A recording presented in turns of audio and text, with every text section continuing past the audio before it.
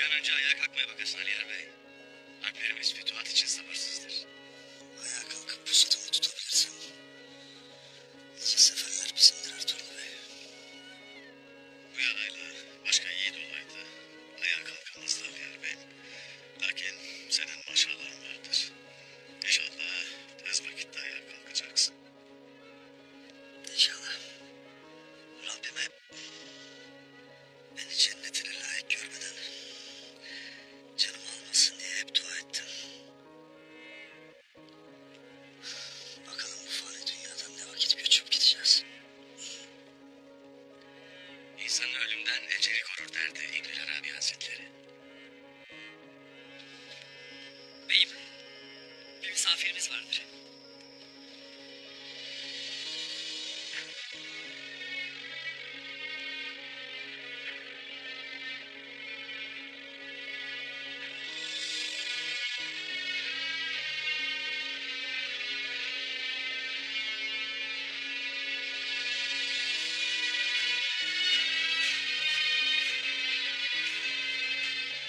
Selamun aleyküm. Aleykümselam. Aleykümselam.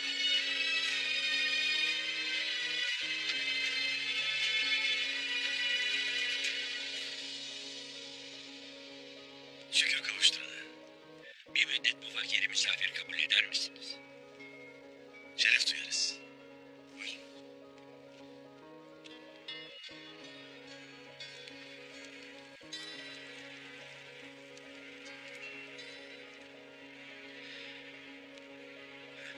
Yol yürümek zor iştir. Doğru yolu yürümekse er işidir. İnsanın en büyük ihtiyacı ise yolda yürüyeceği yoldaşlarıdır. Ne mutlu size birbirinize yoldaş olmuşsunuz. Rabbimiz Ali İmran suresinde der ki: Ey müminler! Allah yolunda karşılaştığınız zorluklara sabredin. Kafirlere karşı birbirinize kenetlenip onlardan daha güçlü ve dirençli olduğunuzu gösterin. Azimle, kararlılıkla Allah yolunda yürümeye devam edin. Allah'a itaatsizlikten sakının ki umduklarınıza kavuşup korktuklarınızdan emin olasınız. İlahi kelama muhatap olmak ne büyük bir lütuftur Ademoğlu için. Rabbimiz bizi muhatap alıp Hazreti Kur'an'ı indirmiş. Lakin Müslümanlar onu idrak etmemek için, anlamamak için direnirler. Halbuki Rabbimiz Yüce Kitabında der ki, göklerin ve yerin yaratılışında, gece ile gündüzün birbiri ardınca gelişinde ve sürelerinin uzayıp kısalmasında Allah'ın kudret ve azametini gösteren nice delil vardır ki, bunları ancak aklı selim ve sağduyu sahibi kimseler anlayabilir. İnşallah biz de o aklı selim kullarından oluruz. İnşallah. Rabbimiz o salih kulları için Yüce Kitabında şöyle der. Rableri Allah onların bu yakarışlarına şöyle karşılık verdi. Sizden erkek olsun kadın olsun, hiçbirinizin emeğini karşılıksız bırakmayacağım. İmanları uğruna hicret edenler, sırf mümin oldukları için yurtlarından kovulanlar, benim yolumda zulme uğrayanlar, yine bu yolda kafirlerle çarpışanlar ve çarpışırken öldürülenler var ya, işte ben onların hata ve kusurlarını yok sayıp affedeceğim. Üstelik onları içinde derelerin çağladığı cennetlere yerleştireceğim.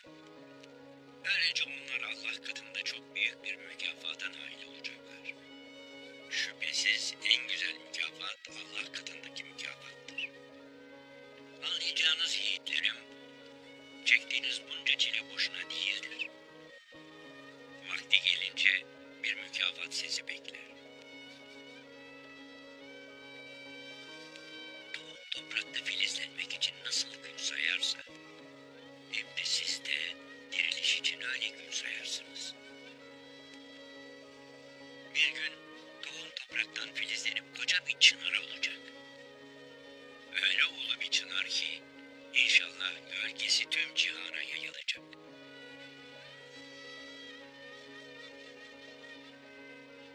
Bunca düşman, bunca zalim varken biz nasıl büyüyeceğiz efendim? Rabbim yine Ali İmran suresinde der ki, fakirlerin refah içinde diyar diyar dolaşmaları seni yanlış düşüncelere sevk etmesin. Çünkü onlar bu dünyada basit ve kısa süreli bir zevk ve sefa sürecekler. Sonunda varacakları yer cehennemdir. Ne kötü bir yerdir o cehennem. Kader gayrete aşıktır.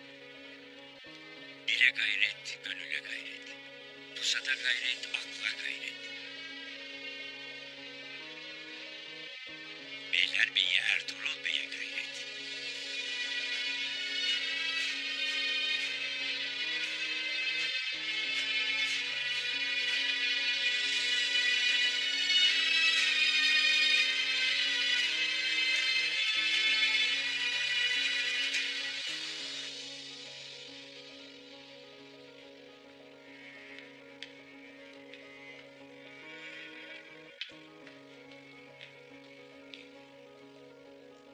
Aç kapıyı.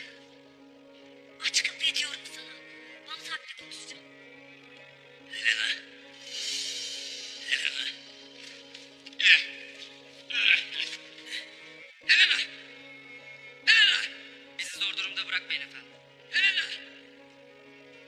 Bamsı. Bamsı. Tekfur Vasilyus'la konuşacağım. Seni bu zindandan çıkartacağım. Bekle beni. Beklerim. Beklerim.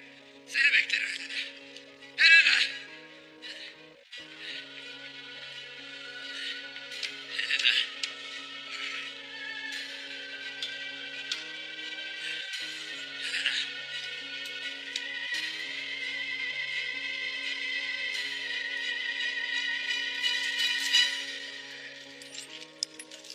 Bamsı. Beni iyi dinle Türk. Kadınlar yiğit bir savaşçıyı bile sefil bir maymuna çevirirler. Sen ne anlarsın aşktan sevgiden?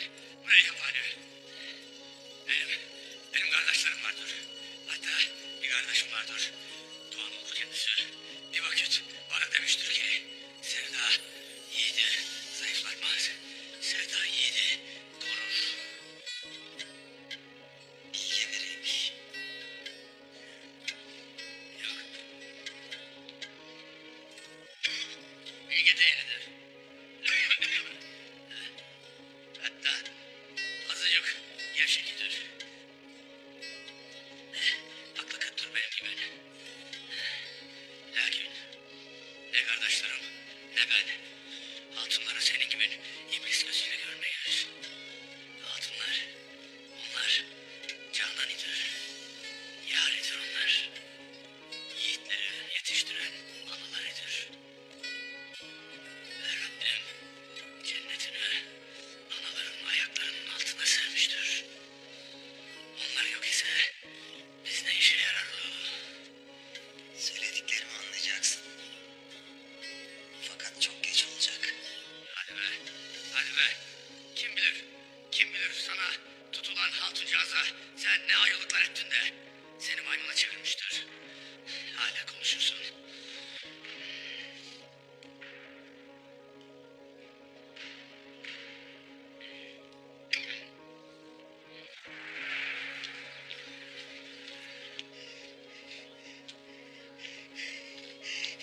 Eyvallarım olsun. Eyvallarım olsun. Ne yaparız? Ne görürsün?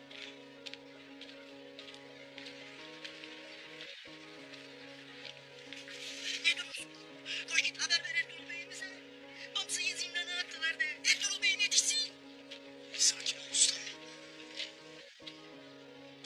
Ya Bamsı'yı idam ederlerse? Şükem sözleri bırakasın usta. Bamsı idam edilecek ne suç işledi? İsmail askerlerin ağzını arayayım. Nerededir? Ne kadar kalacak zindanda öğreneyim. İşin aslını öğrenmeden Ertuğrul Bey'ime ne bilgi vereceğim? Dur. O iş beni. Onların dilinden ben daha iyi anlarım. Bak hele.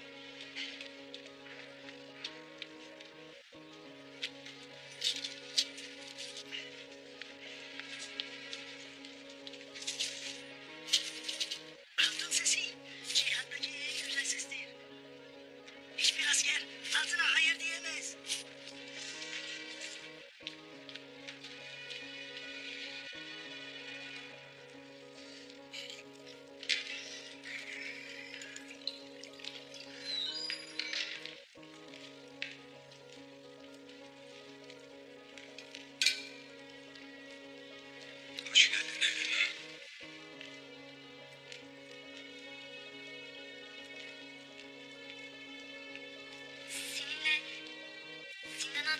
Hamsi hakkında konuşmaya geldim Tekfur Vasilius.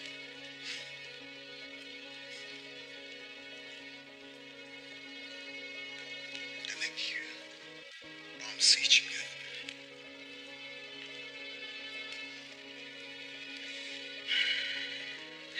Keşke sen de Türklerin ne kadar tehlikeli olduklarını görebilseydin. Hamsi kötü niyetli biri değil. O benim hayatımı kurtardı. Sen benimle konuştu diye onu zindana attırdın. Ben sadece bana iyilik yapmış birisine borcumu ödüyorum. Hepsi bu kadar.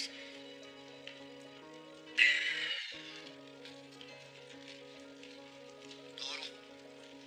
Senin etrafında çok geziniyorum. Beni rahatsız etti. Hem kalemde olay çıkarıp askerlerime zarar vermek kimsenin haddine değil. Benim etrafımda dolanması nafile. Ben sadece hayatımı kurtardığı için ona tahammül ediyorum. Hem ben Hem sen bana sunduğunuz teklifi düşündüm Vasilius.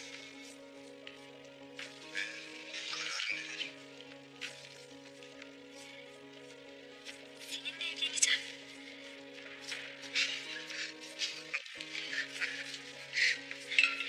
İşte şimdi keyfim yerine geldi. Beni çok mutlu ettin Elena. Yalnız senden bir isteğim olacak. Hamsi'yi affet. Eğer bir daha kaleye gelirse o zaman istediğin gibi cezalandırırsın.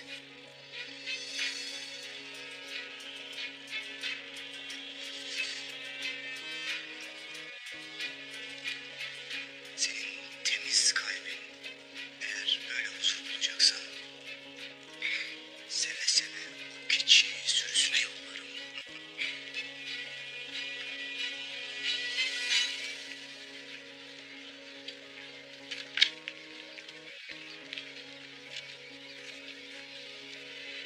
Askerle konuştum. Zindan. Yeri 7 kat dibindeymiş. Bir tane girişi varmış. Oraya girmek mümkün değil. Gayrı bekleyemeyiz. Trube'ye haber etmemiz gerek. Asker zindana atıldıysa daha da çıkarılmaz dedi. Nasıl olacak o iş? Onlar çıkarmazsa Trube'yi zorla çıkar.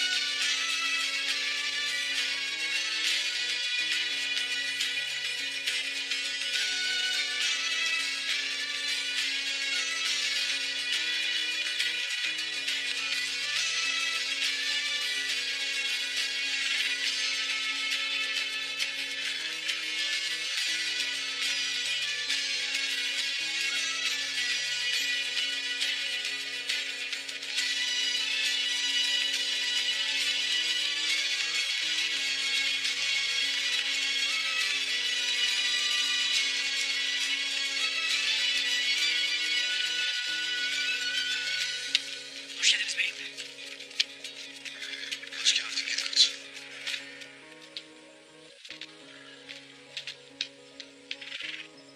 Aslan Hatun adını nereden biliyoruz?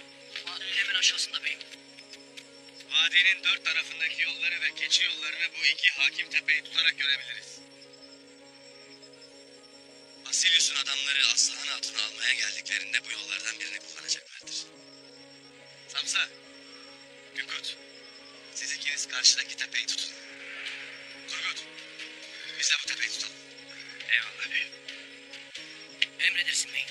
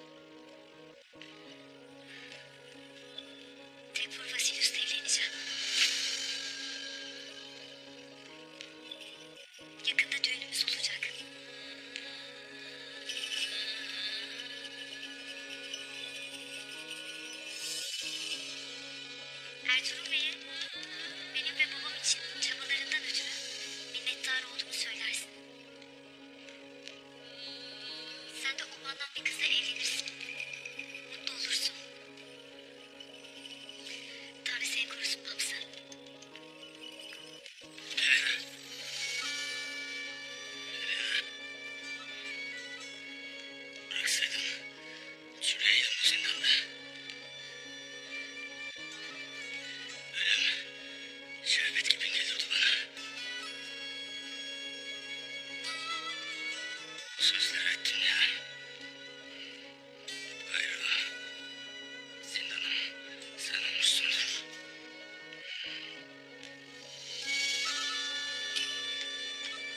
Hamza. Kolumu bırak.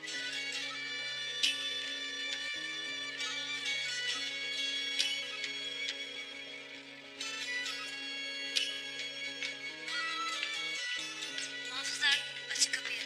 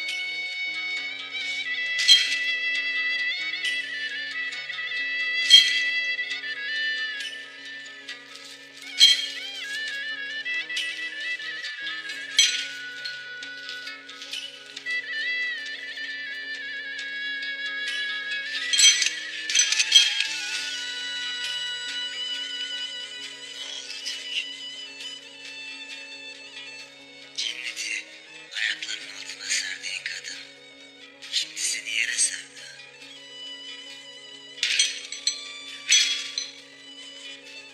Sana kadınların şeytan olduğunu söyledim. Sense şeytanın kölesi olmuşsun. Cehennem ateşi bile seni o şeytandan kurtaramaz. Ben bile acırım sana artık. Kes sesini be adam. Kes sesini. Elimden bir kaza çıkacak. Sus gayrı.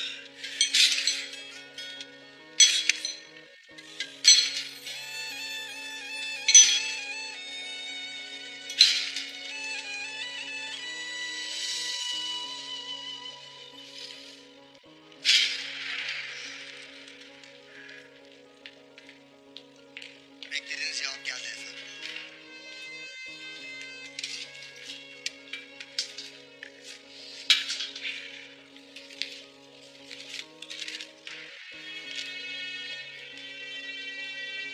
Gün batmadan gelip Hanlı Pazarı teslim olasın. Sonra için uzun uzun sohbet eder, yemek yeriz. Emir Saadettin şimdi yularına tuttum işte. Bu yuları bir kez tuttum ya. Diz çöküp önümde yalvaracaksın. Türklerin kanıyla kirlenen çizmelerimi sana yalatacağım. Bu Hanlı Pazar Türklerinde Ertuğrul'un da sonu olacak. Aslanı bulunduğu inden çıkarıp bana getirin. Emredersiniz efendim.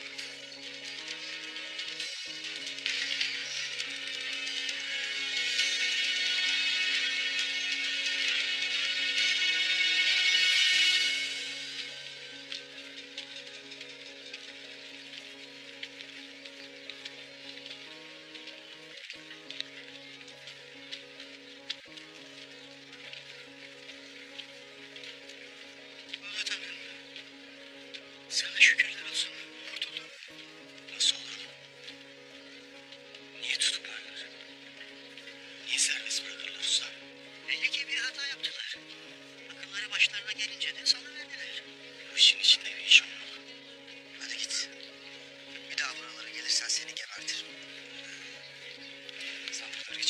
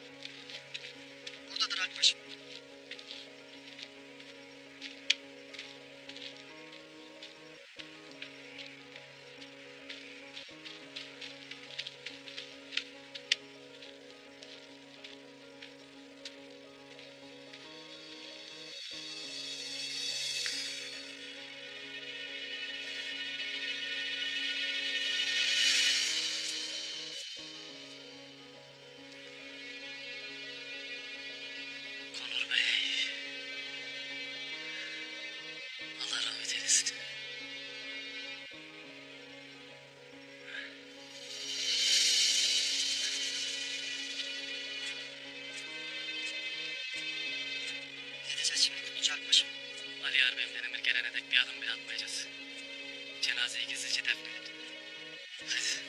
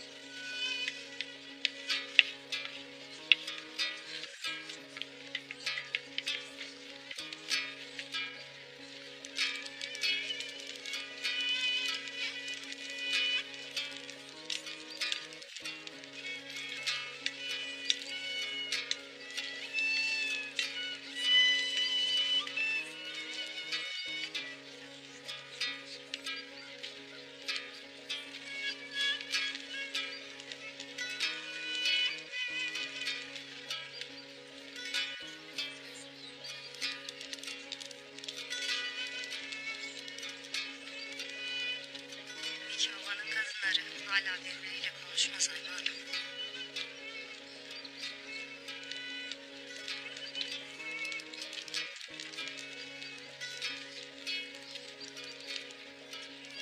Merhametli bir ananın dudaklarından dökülen sözleri beklerler ana. Çavdarların, kayıların, yiğit hatunları. Hele beni bir dinleyesiniz.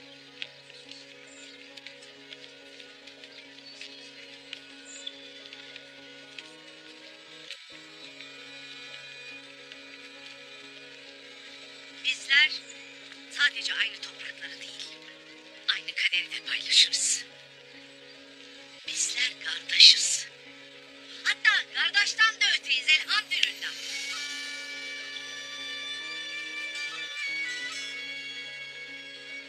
Şimdi bize düşen iki obanın hatunlarının beyleri gibi kucaklaşmasıdır. Dualarımız iki obanın zaferleri için olsun. Amin. Aslan Hatun'un o zalimden elinden kurtulması için olsun. Amin. Gayri küslük bitsin hatunlar. Allah hepimizin yardımcısı olsun. Amin. Hadi bakalım bir kucaklaşın göreyim. Haydi.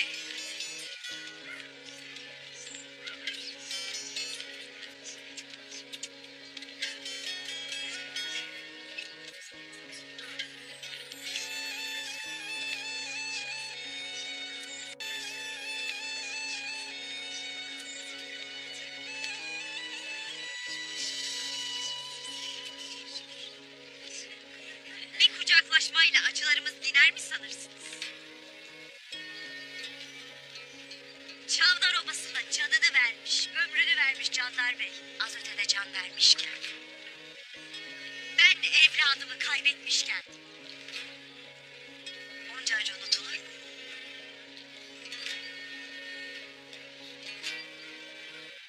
Çavdar hatunları. Hiç mi gururunuz yoktur sizin?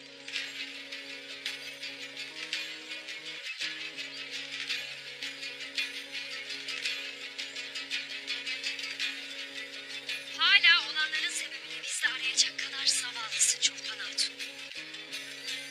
Aslan Hatun burada değilse, Aliyar Bey yaralıysa bunun sebebi senin o çok güvendiğin Ural Bey'in en yakın alpi yüzündendir.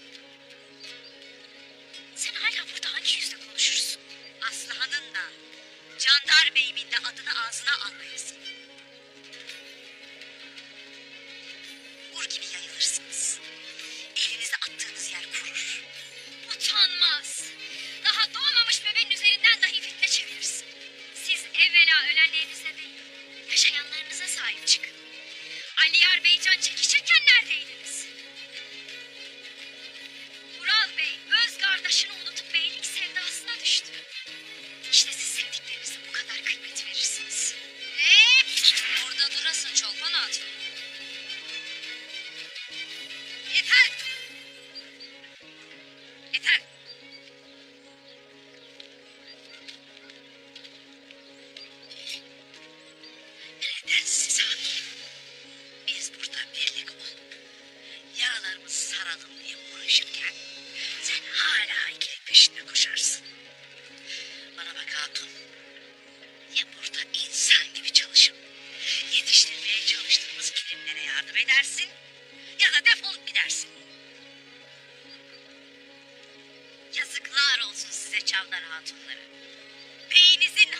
buna neler derler? Siz hala izlersiniz. Öz! Çavdar babasının beyi Aliyar Bey'dir. Ve Çavdar babasının hatunları öyle bir iftiracının, öyle bir fitnecinin ardında durmayacak kadar şereflidir. İnme. Sus. Duydun mu? Susasın. Sus be kadın.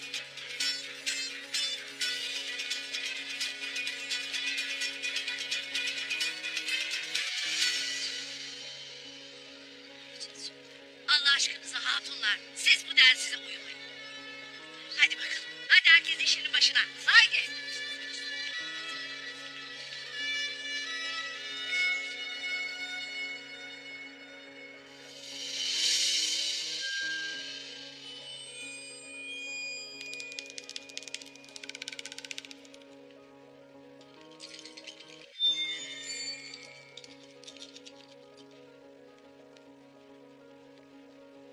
Destur var mıdır? Gel Acar Bey gel.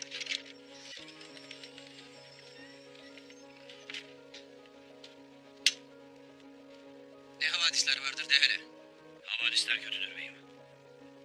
Ne oldu? Aliyar Bey gözlerini açmış. Vaziyeti de iyiye gitmekte.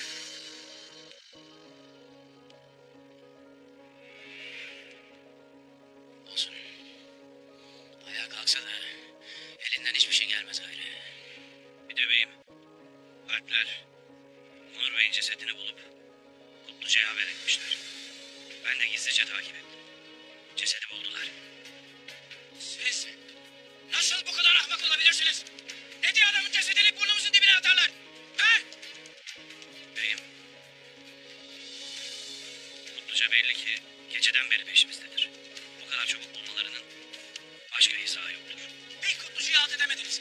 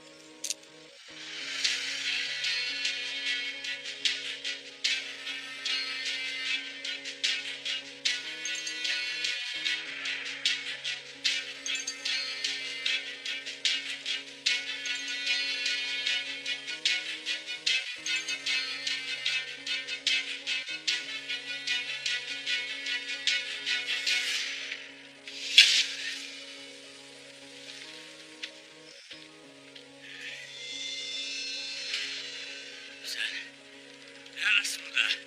Kötü herif. İçindeki şeytandan seni kurtarmaya geldim.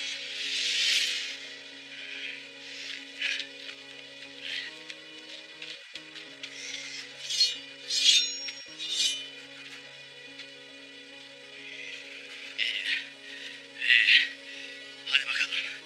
Hadi bakalım.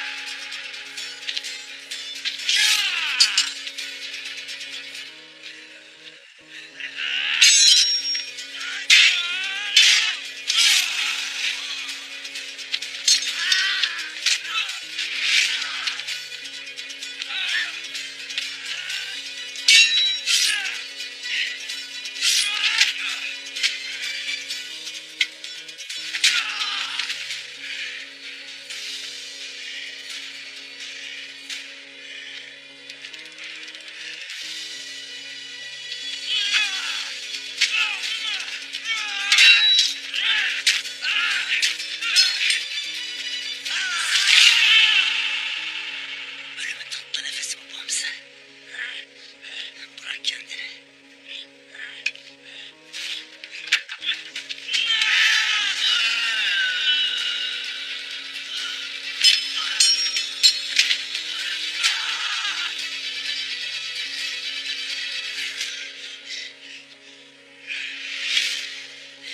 İblisin. Sen iblisin. Aşk seni maymuna çevirmiş Bamsı. Aşkın yüzünden öleceksin. Cehennemde de zebanin ben olacağım.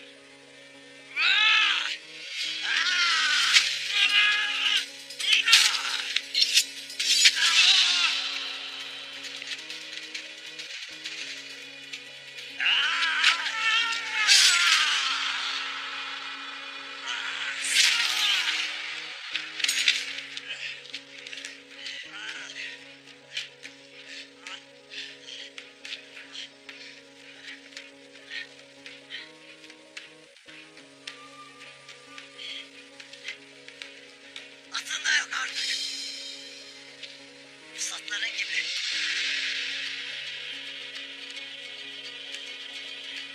Bunun gibi. Aşkın gibi.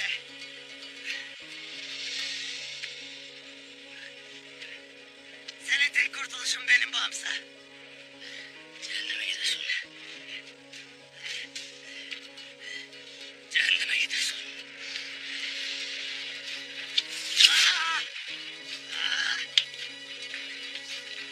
Seni bulacağım Bamsı. Cehenneme gidersin. Benden kaçamayacaksın.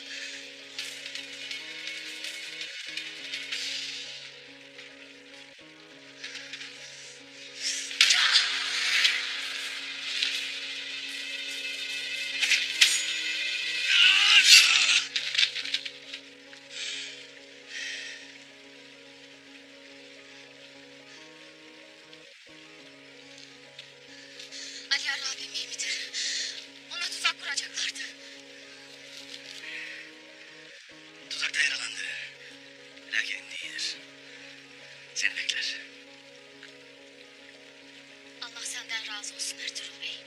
Beni de, abimi de kurtardın. Tez vakitte Ali Ara abimi görmek isterim. Evvela ana gideceğiz.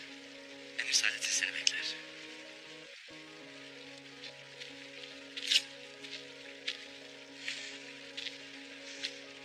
Hayrettin!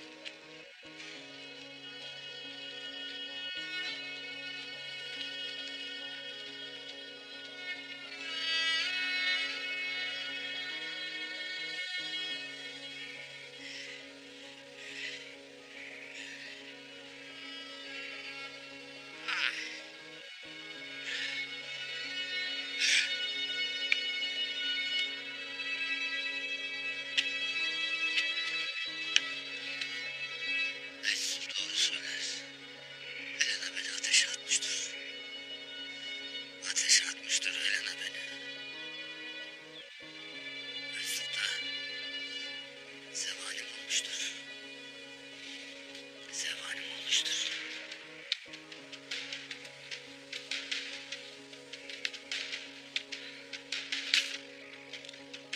İşte geldim Türk.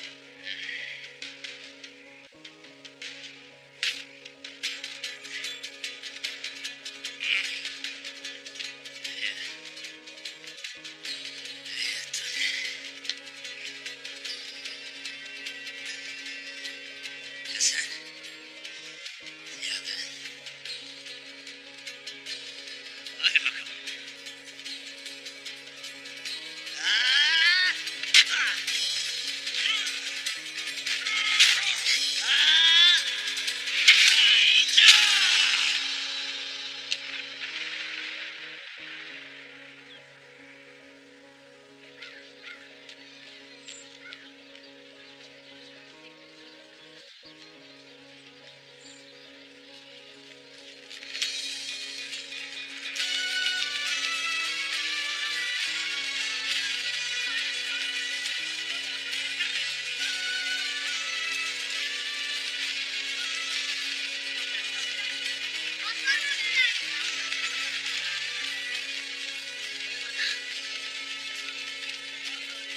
Ertuğrul Bey aslan abimi kurtarmış. Aslan abim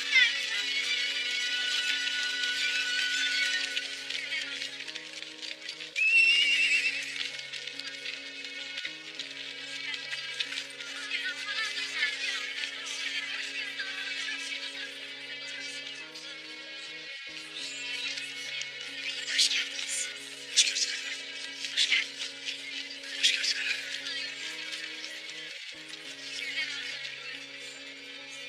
Aslan Hatun bitkindir. İlgilenesiniz. Emir olur bey. Merak etme.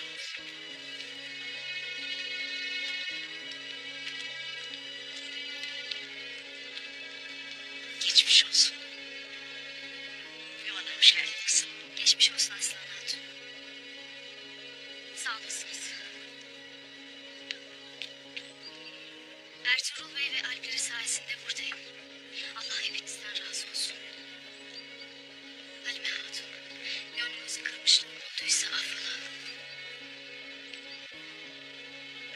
Aslan! Şükürler olsun döndün. Hoş gördük yenge. Oral abim nerededir? Obadadır. O da seni görünce çok sevinecek. Nasıl olsa bir kurtaran çıkar diye. Makamında oturur, öyle mi?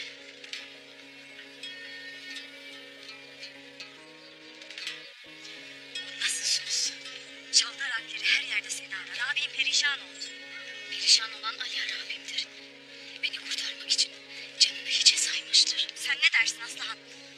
Abin de o tuzakta cenk etti. Asıl tuzak orada değilmiş yenge. Onu anladım. Ama ben hepsini bozacağım. Yemin ederim hepsini bozacağım.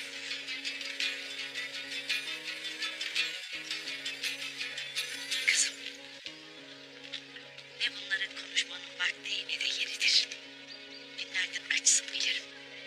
Hatunlar sana bir şeyler hazırlasın. Hem dinlen hem de karnını doyur. Gel. Sağ olasın.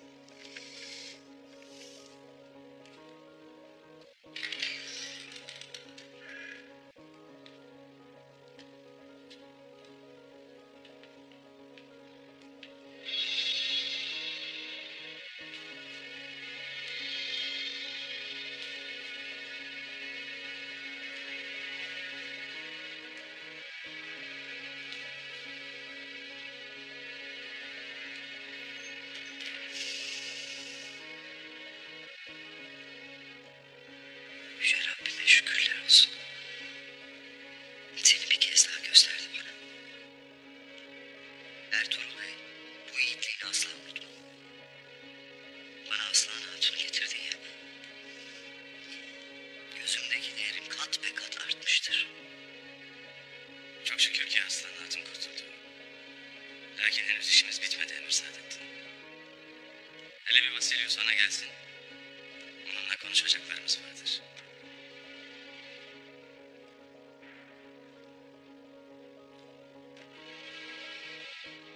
Müsaadenizle.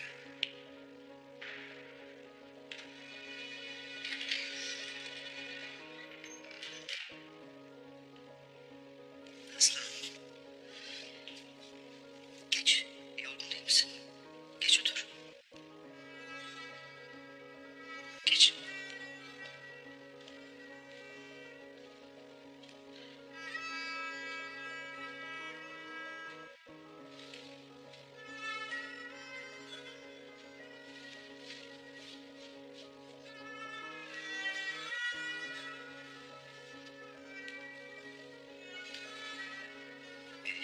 Susadım. Şerbet iç.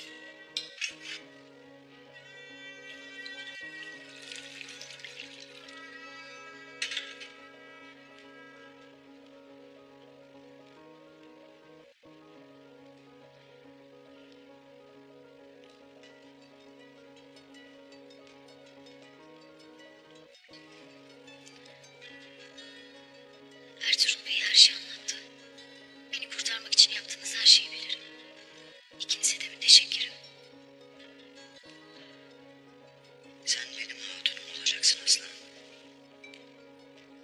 O vakit sana canımı veririm. Bilesin. Burada işimiz bittikten sonra Ali Ara abimi görmek için Kayı Ovası'na gideceğim.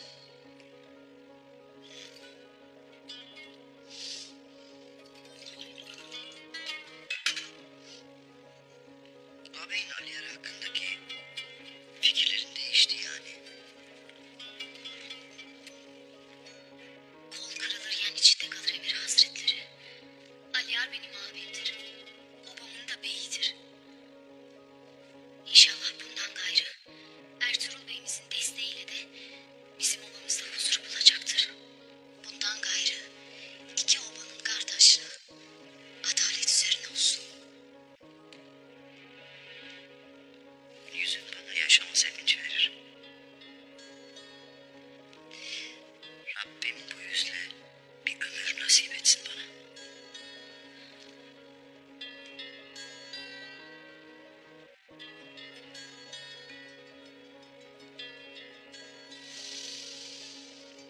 Bak Aslan Hatun.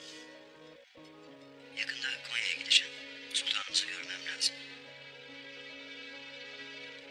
Benimle Konya'ya gel. Yasın bittikten sonra dilersen düğünümüzü sarayda eda edelim.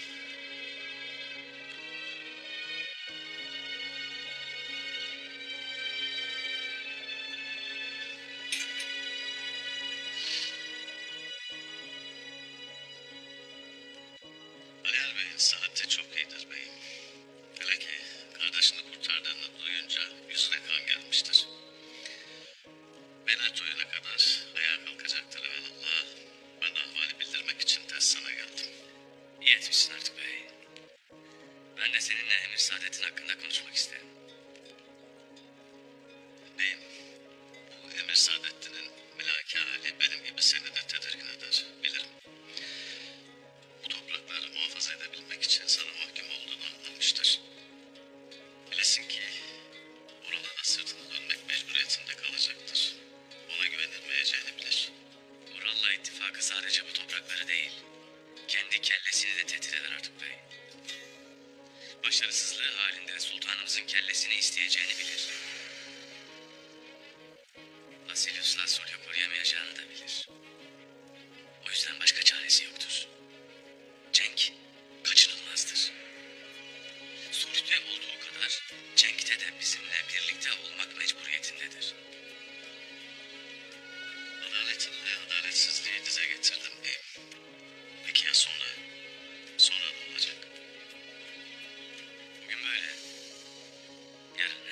değişir artık bey.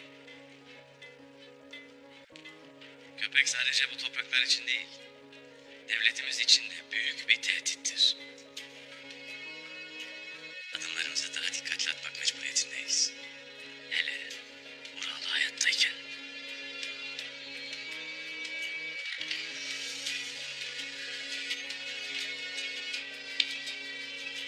Vasilyos pazara geldi beyim. Onu tek fırlığına yaraşır şekilde karşılayasınız.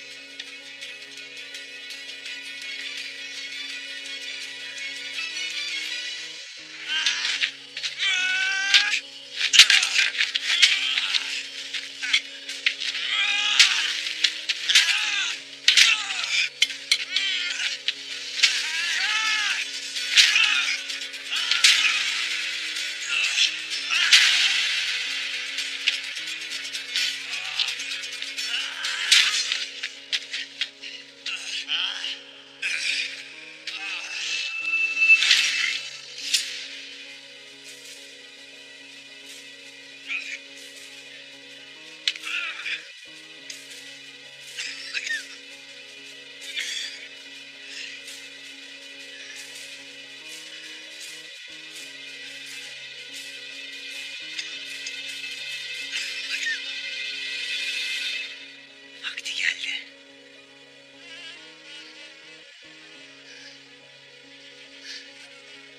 Eşhedü en la ilahe illallah. Eşhedü enne Muhammeden abduhu ve resulühü.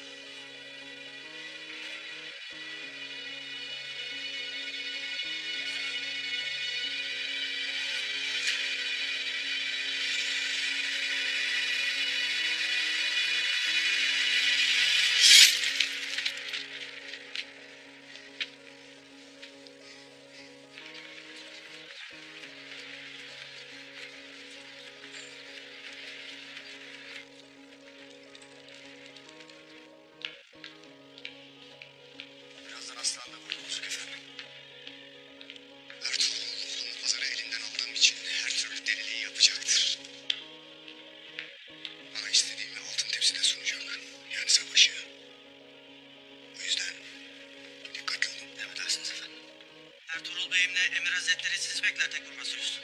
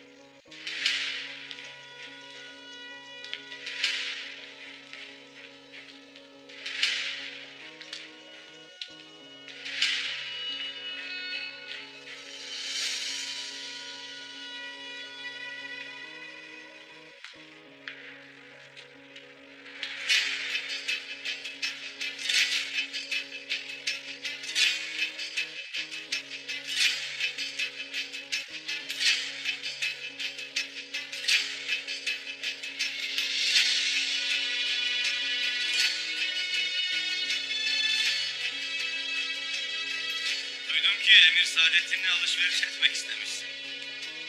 Komutan Vasilyos.